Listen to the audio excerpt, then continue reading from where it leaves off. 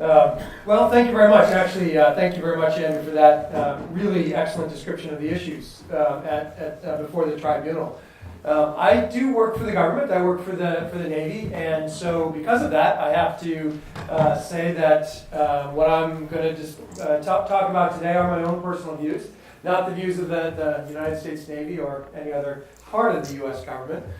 But I'd like to build a little bit on what Andrew talked about, because my work actually, it's at the intersection of power and law, I think. That's how I like to think about the work that I do. And trying to understand the relationship between power and law in terms of international governance.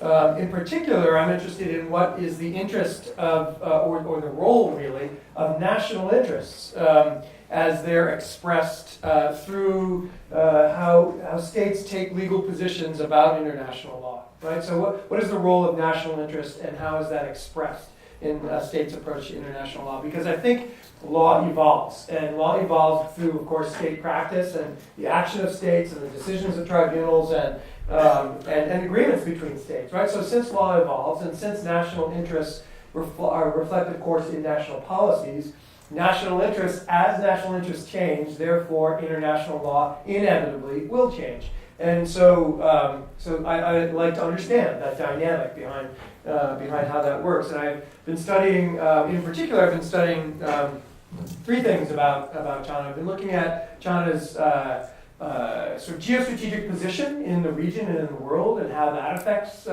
China's national interests and how that affects their view on the law of the sea. Also, China's politics and China's history, how those two factors also affect their view, the Chinese view of their interests in the maritime domain, and then how that affects their view on law as well. What is right in terms of governance? Really, this is what we're talking about. What is right in terms of governance? And so, I think I was supposed to push forward here, right? So, yet another map, much more boring map than some of the ones that you saw, but really just to get a sense of what we're looking at, right? Here, this is the South China Sea. You can see it's a lot of coastal states, a lot of ancient civilizations and cultures in the region, not just the Chinese civilization and culture there. But what I'd like to focus on here is thinking about how China projects its national interests into the South China Sea. What are they? And how does it approach, or how does it relate to the legal disputes in the South China Sea? First of all, I should say there are three basic categories of legal disputes. I think it's really important to get that straight in our minds, because the first category of legal disputes has to do with ownership of features, of physical territory in the South China Sea. That has its own history of international law, its own body of international law, the law of sovereignty over physical features. It's different from the law of the sea. It's different from whatever the United Nations Convention on the Law of the Sea can address. It's separate. So this first category of disputes is who owns the islands, whether they are as small as the microphone that Andrew showed us. That is, in fact, the case. It can be an island, even if it's that small. As long as it's above water at high tide, it can be claimed as sovereign territory. But I want to emphasize the law regarding that is not the law of the sea. It's the law of sovereignty. The second category of disputes, of course, is how do you draw boundaries in the water? There's a whole body of law related to that, and it comes out of the United Nations Convention on the Law of the Sea. There's a little bit of additional law, but not much. It's really about the international agreement that resulted in the United Nations Convention on the Law of the Sea that was negotiated in 1982 with full international participation, including China's, and by that I mean the People's Republic of China, and came into force in 1994. So because enough parties had joined, it came into force in 1994. That's the law that exists, that helps to draw boundaries in the sea, right? So that's the whole second category of disputes. It's how do you draw boundaries in water space, and the real key there has primarily to do with allocating resource rights, right? So who gets the resources in and under the water is that whole second category of disputes related to boundary drawing at sea. And the third category of disputes in the South China Sea had really nothing to do with the case that we're talking about. The first two sure did, but this third category of disputes does not really relate to this case, but you read about it all the time. And it's this dispute over the balance of rights between the coastal states and the maritime user states, right? So, in other words, every time you read about an American freedom of navigation operation in the South China Sea, you're reading about this third category of disputes, right? And this is about balancing international law, allocating rights to the coastal states for certain control at sea, and maintaining international freedoms to the user states while they're operating at sea, right? That balance, who gets what, is this third area dispute. Now, the first two categories of disputes really relate to the relationships between China and the other coastal states in the region, right? So who owns the Spratly Islands or who owns the Paracel Islands? This is a dispute between the local states. So China and Vietnam dispute who owns the Paracel Islands, right? The Spratly Islands, who owns those islands? It's a much more complicated set of questions because you've got China, you've got Taiwan maintaining a separate claim, you've got Vietnam, you've got Malaysia, Indonesia. Well, actually, Indonesia does not claim any of the islands, but Malaysia does, and Brunei and the Philippines, right? So many more parties over who owns the Spratlys. We do add Indonesia when we get to the second category of disputes because there's an overlap between what China appears to claim, based on the 9-dash line, and the exclusive economic zone that extends from Indonesia's island into Tuna. So another complicating factor, right? So it's really these first two disputes that we read about so much when we're reading about this case that are disputes between China and its neighbors. And what we see in the way China approaches its legal claims in the South China Sea are the expression of at least three basic interests, right? The first is national security. And that is China sees itself as being vulnerable from the sea. A lot of history there, if you understand China's history, beginning certainly in the early 1800s, but quite clearly by the Opium War, the first Opium War beginning in 1838, China recognized that it was vulnerable to attack from the sea, really for the first time in its ancient history. Right?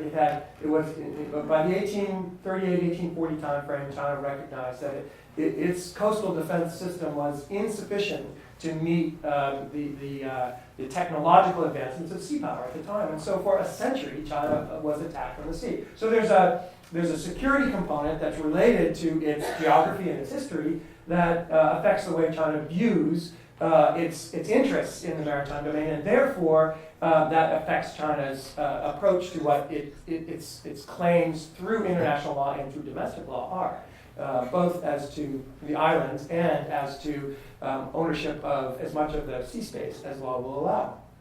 So security is the first interest. The second interest has, of course, to do with the resources, right? So there are areas in which hydrocarbons are pretty prolific in that area.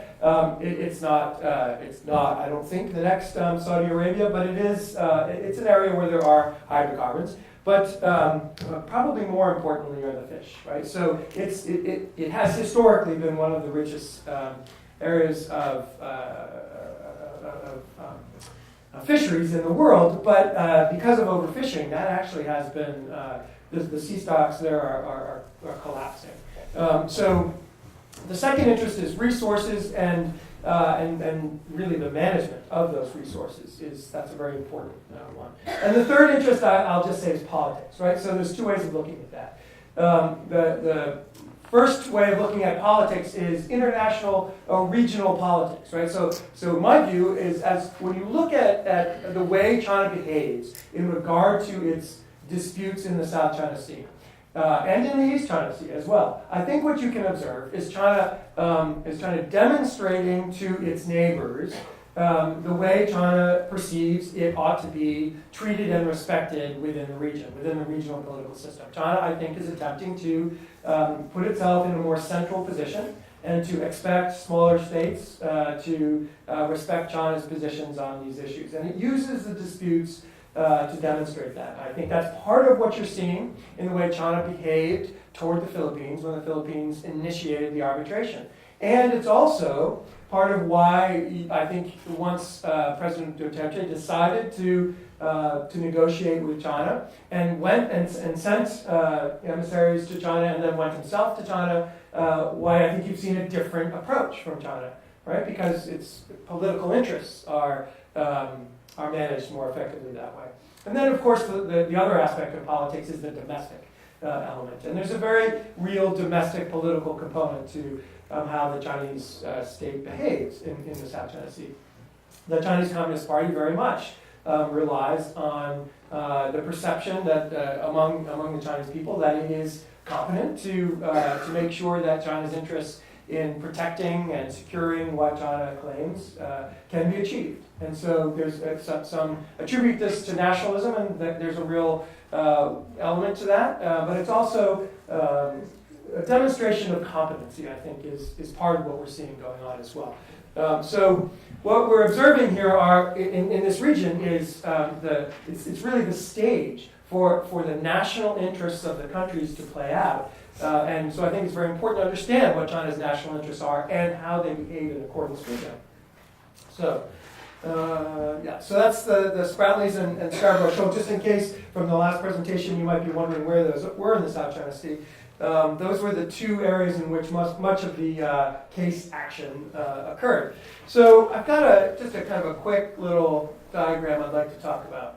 Because it helps you to show how the dynamics of the state then, of national interest then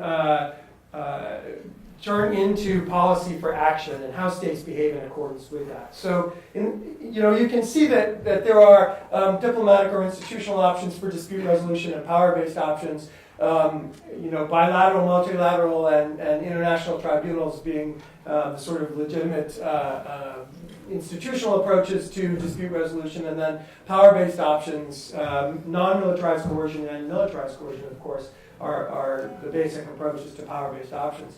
And China has always stated it prefers the bilateral negotiations, right? That's what it prefers. But the other claimant states in the South China Sea generally have not preferred. They preferred multilateral negotiations, in part to equalize interests in power in the negotiation process.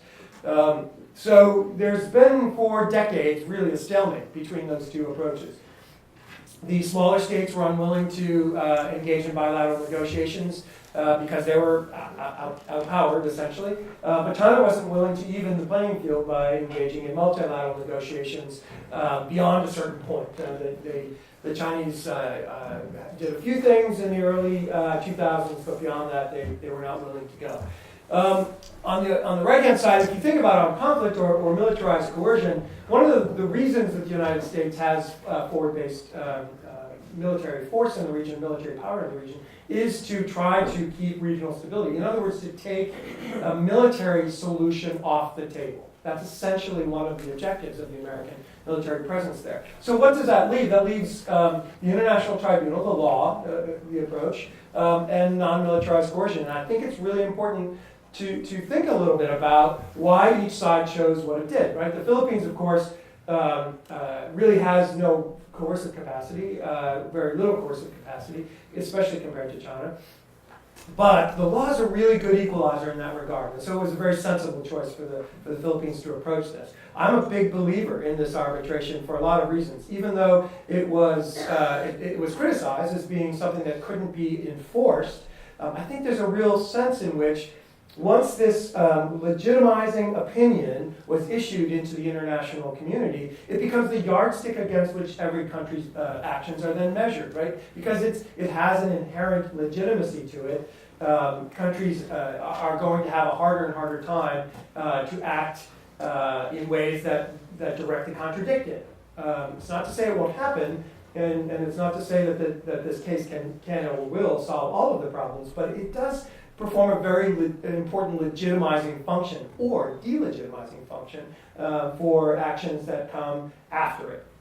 So I think that's a very important thing that occurred. In the meantime, China has actually pursued a strategy called that I call non-militarized coercion, and that's where for the last 3 or 4 years, China has been actually using its physical power to bolster its presence in the region, and that's where even during the pendency of the litigation, China, this is the period in time in which China built up the islands in the South China Sea, right? So China's approach has been to use its power where it doesn't have confidence in the outcome of the law, right? So there's a relationship between the way states are perceiving their interests and how to pursue them, whether through law or whether through power, even given the pendency of the arbitration itself. So where does that leave us?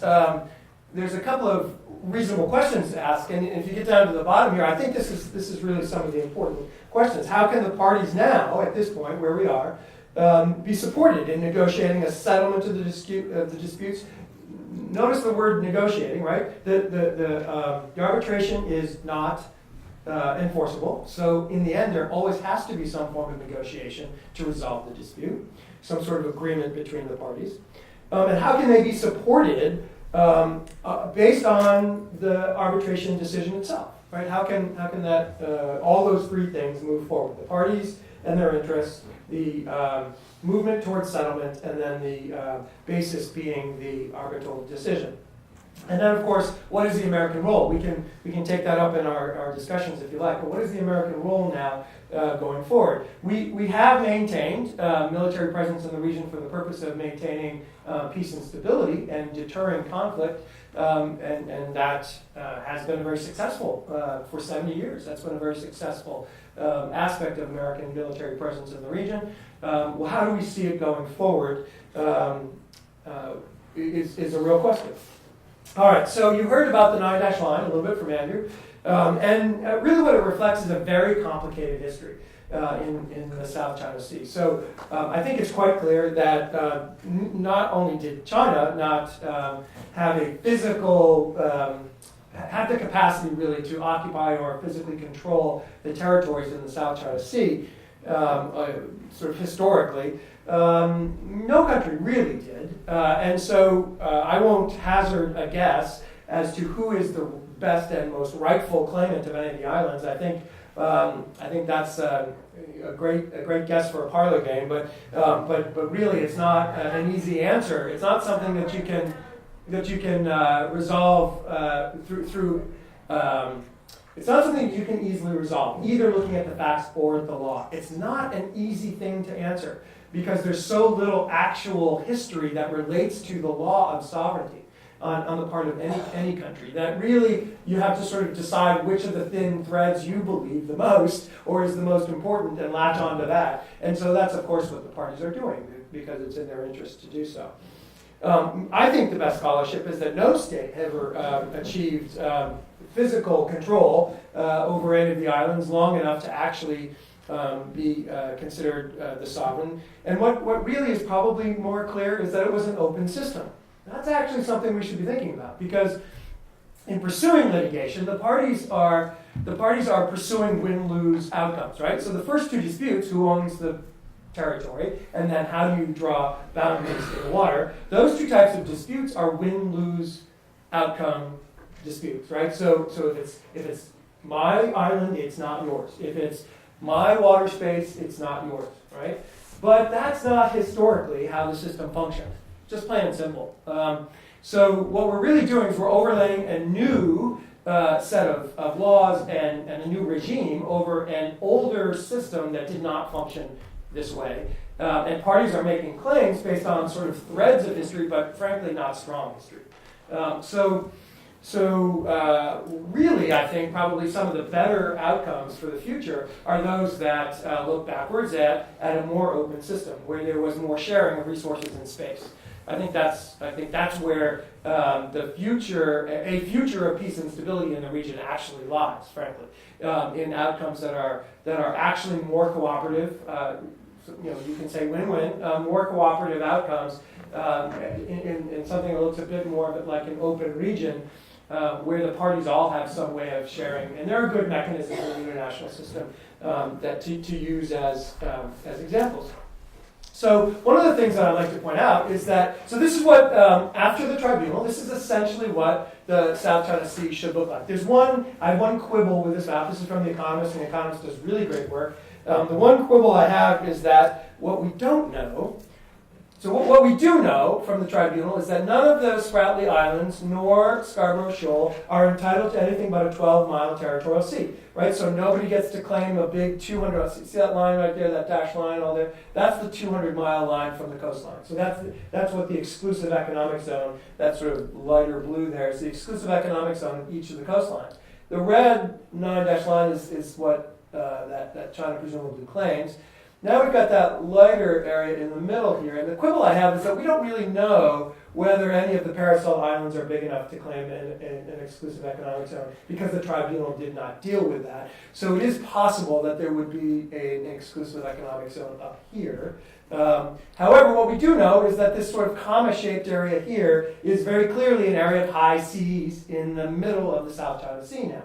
Right, so because nobody can claim it. Well, that's an opportunity. That's an opportunity to use a legal institution to cooperate, right? To start in this area that doesn't belong to anyone, and then sort of use that as a basis for developing cooperative fishing practices, for instance, and then expand from there is one approach, right? So that's a new option opened up by this case. It's another reason I think the litigation is such an important thing. Not only does it serve as a yardstick for evaluating the future behavior of states, but it also serves to clarify enough of the region's claims that it gives parties new opportunities to cooperate and to find ways forward toward regional peace and stability on their own. And I think they should be encouraged in that. So you did see, it's a little fuzzier, but you did see Scarborough Reef before. I did want to talk a little bit more about this.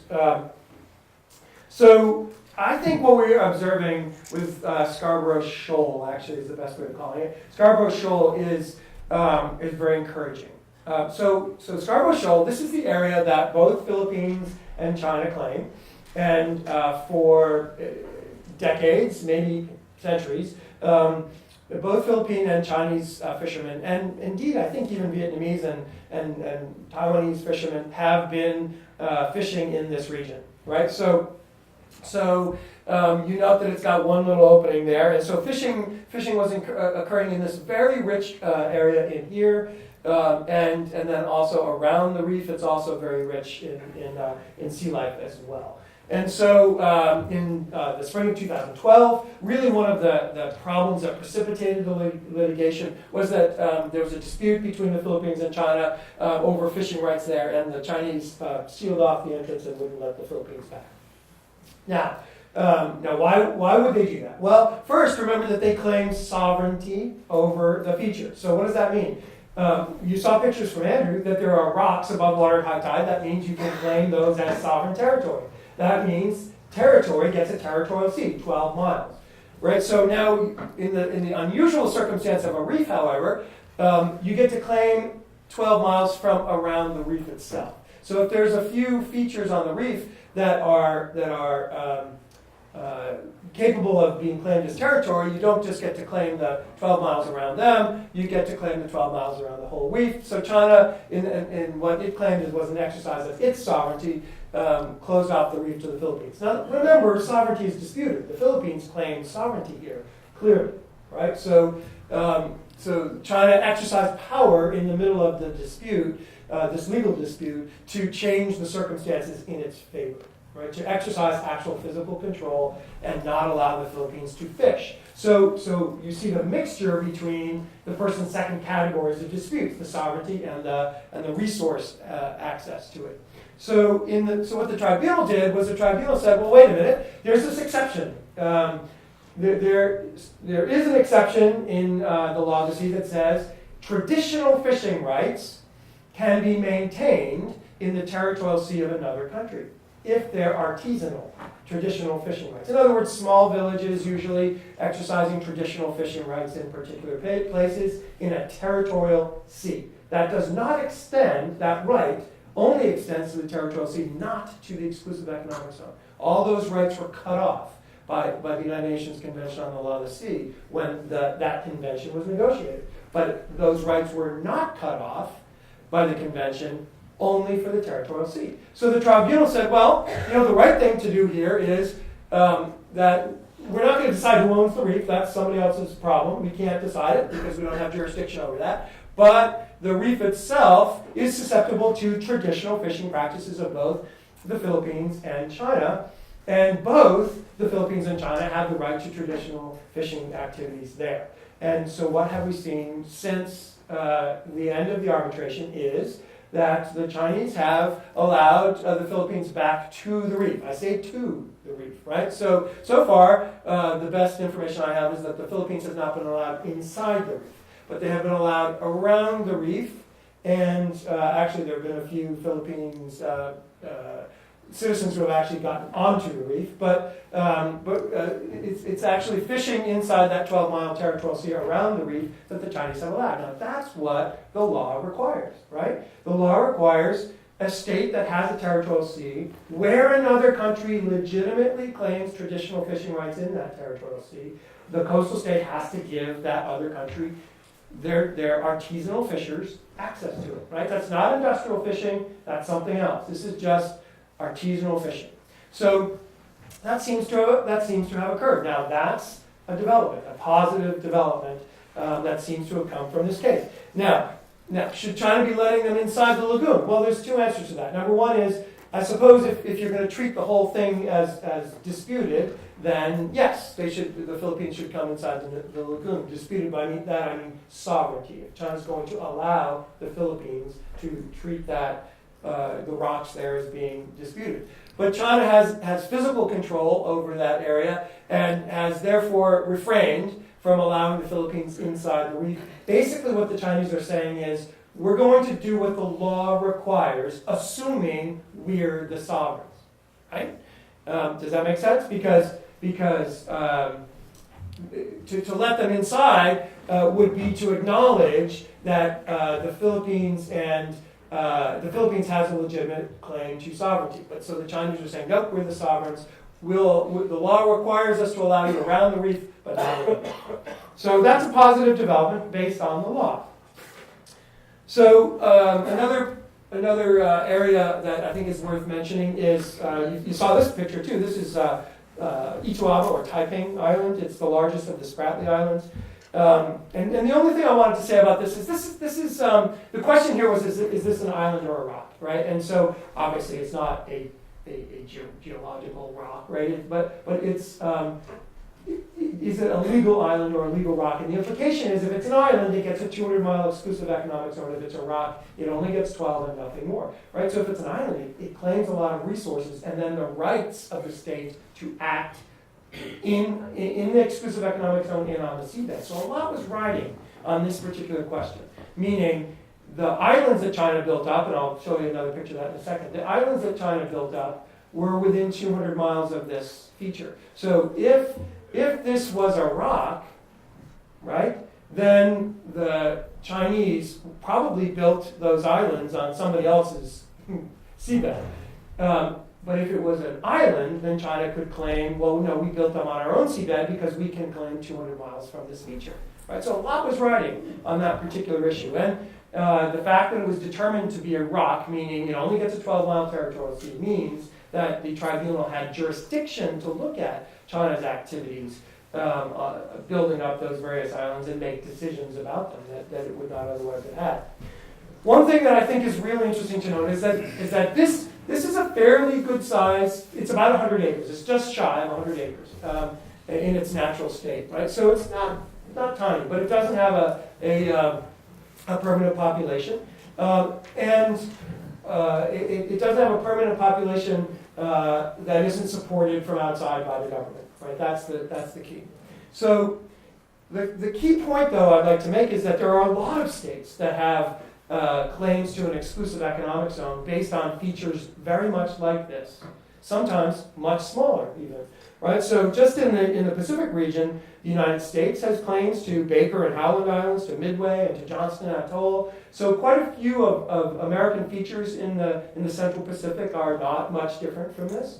New Zealand and Australia have very much the same types of claims, not much different from this, and yet they claim exclusive economic zones from them. France, Mexico, Japan, and of course China, right? So what you see is that there really now is a divergence between the tribunal's decision about what is proper, how to treat this kind of island, and state practice, right? How are states actually behaving and claiming exclusive economic zones? So that'll be an interesting thing to see how that unfolds and how that changes as time goes on.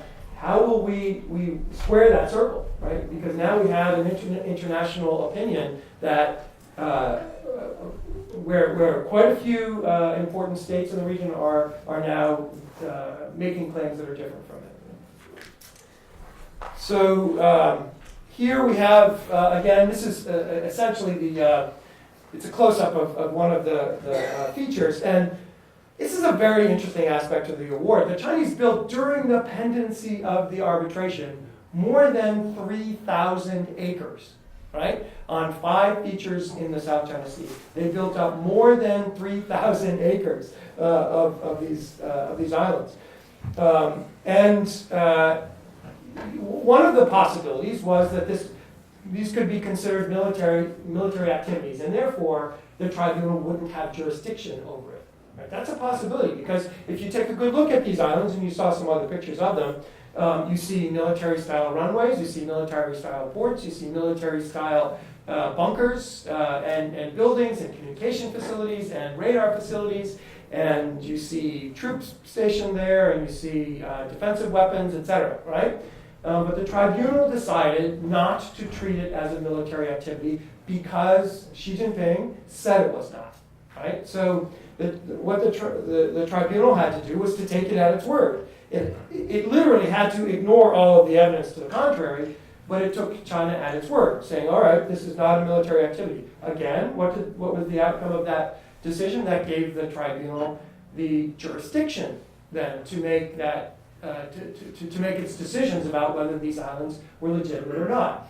Now, essentially, the fact that China built up on these features in 3 occasions, correct me, Andrew, if I'm wrong, in 3 occasions it built on what were rocks, right? That is to say, they were above water at high tide, subject to a Chinese claim of sovereignty. That means, really, there's not much that you can complain about, right? It's bad for the environment. That was something that violated the convention. But whether building up on these particular features at all was wrongful is something that the tribunal really could not address. But there were 2 features that were submerged at high tide. Those are what are called low tide elevations. What's another word for that? Seabed, right? So who does that belong to? That belonged to the Philippines, right? So there were 2 features, Mischief and Subi, is that right? Subi. Yeah, Subi and Mischief, that were low tide elevations where now the Chinese actually have islands, meaning that did I get that right? It's not, I don't think it's Subi. No? Okay. Subi's So, beyond 200. Yeah. So only Mischief is within 200. Mischief is within 200. Yes. Mischief is the Okay, all right. So at least one, at least Mischief, where the Chinese have built on what is the Philippine continental shelf. How do we resolve that dispute now? That's a very difficult one to know, right? Because now the Chinese have a piece of territory where in the past there was no territory.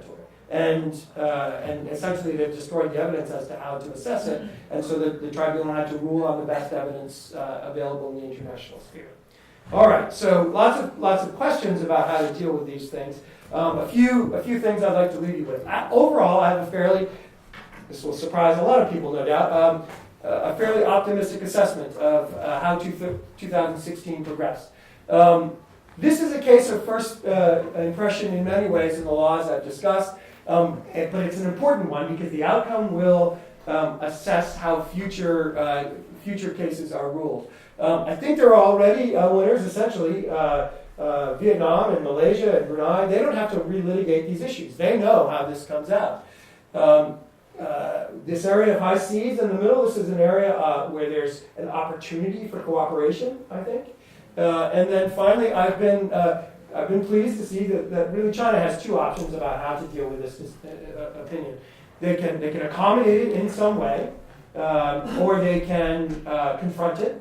And even up to the date of the arbitration award itself, they decided that they were not going to acknowledge the opinion at all. But afterwards, it appears as if there's some willingness to accommodate it, and the best evidence of that is the way China's approaching Mr. Freeth. What I'm really worried a little bit about is whether 2017 will be a year of regression, and I'll save why for question and answer if you're interested. Thank you.